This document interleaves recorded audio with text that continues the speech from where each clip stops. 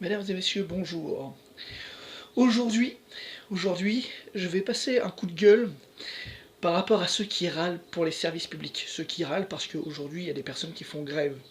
Aujourd'hui, il y a des gens qui décident de résister contre le système qui décide de nous priver de nos services publics.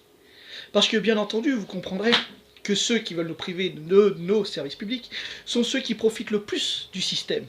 Députés, présidents, ministres, et tous ces personnages qui évoluent autour de ces gens-là.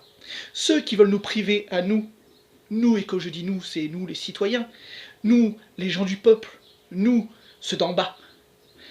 Si on veut nous priver de ça, c'est pour que nous puissions payer demain notre service public. Je vous explique. Dans votre salaire, il y a un système qui s'appelle les charges sociales ou les charges patronales.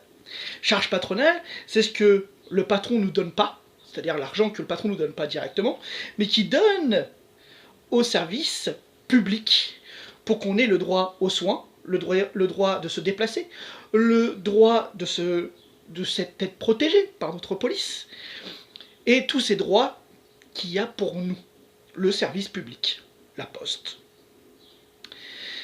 Et aujourd'hui, les charges patronales, parce que j'aime beaucoup le mot charge, comme si c'était une charge. Non, non, pas du tout. C'est quelque chose que nous produisons. Rappelez-vous de ça.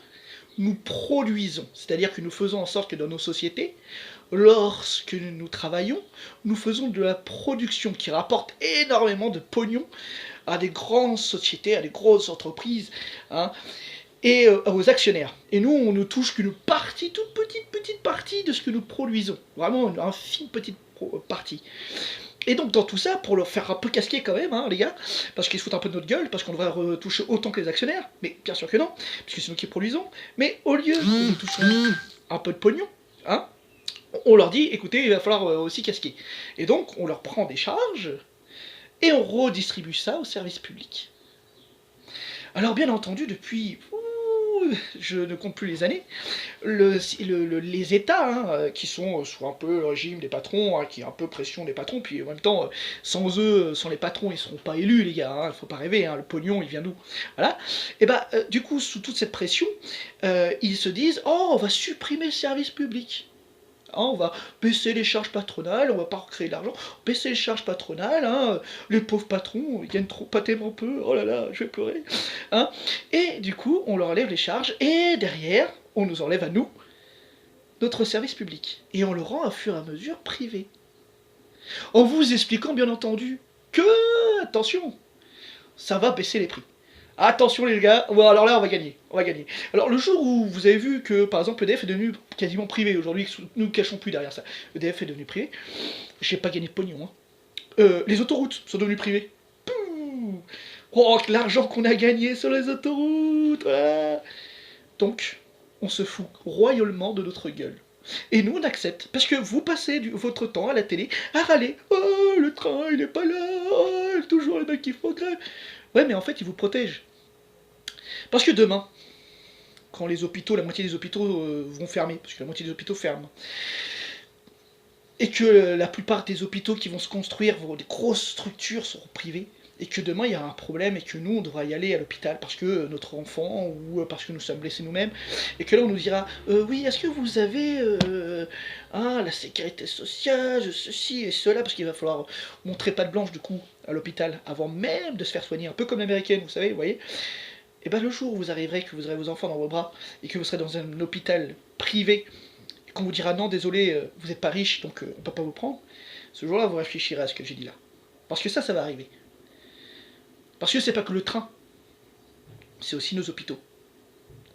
C'est aussi notre HP. C'est aussi nos maisons de retraite. Tout ça, demain, on va nous priver. On va nous priver de tout. Il y a une phrase qui est sympa, elle n'est pas de moi. C'est quand tout sera privé, on sera privé de tout. Et cette phrase est vraie.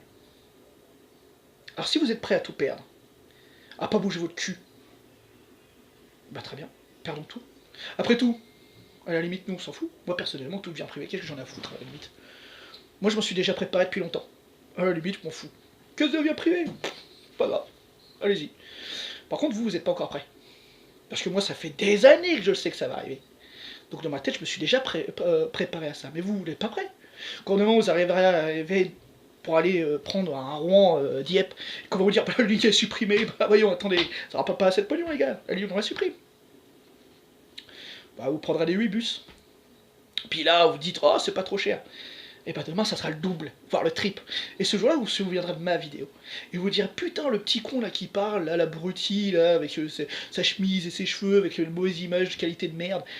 Bah là, vous vous souviendrez de moi et vous direz, putain, ce connard, il avait raison. Putain, ce connard, il avait raison. Ouais. Parce que je sais déjà ce qui va se passer. Le système que nous copions, c'est le système américain. C'est le système qu'en face. Si vous trouvez ça super joli, super beau, allez-y. Le pays est là-bas.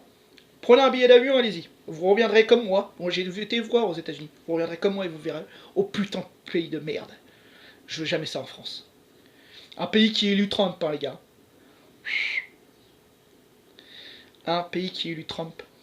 C'est à ça qu'on va ressembler.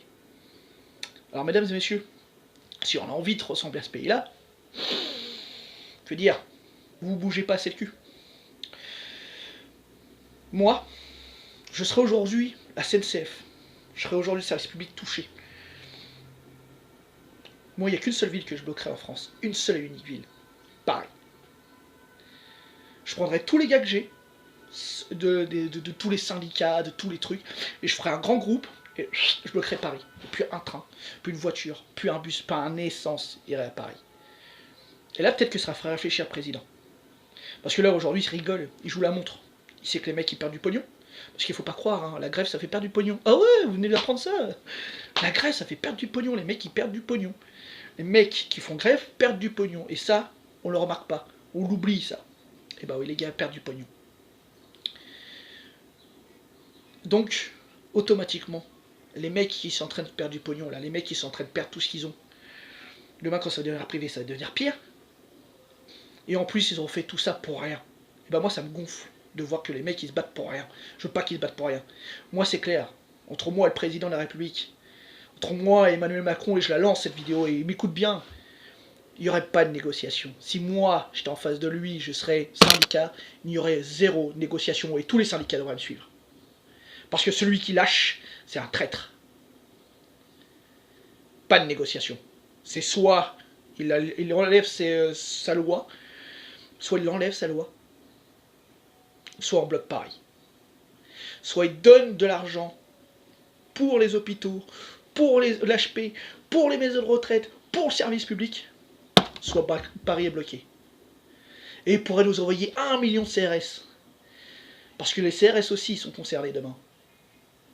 Parce que le service public est concerné demain. Car c'est leur pognon demain qui va être concerné aussi au CRS. Je leur expliquerai au CRS que aussi demain, tous les heures supplémentaires et tout ce qu'ils font, ils seront jamais payés. Jamais payés. Toutes les récupérations, ils l'auront jamais.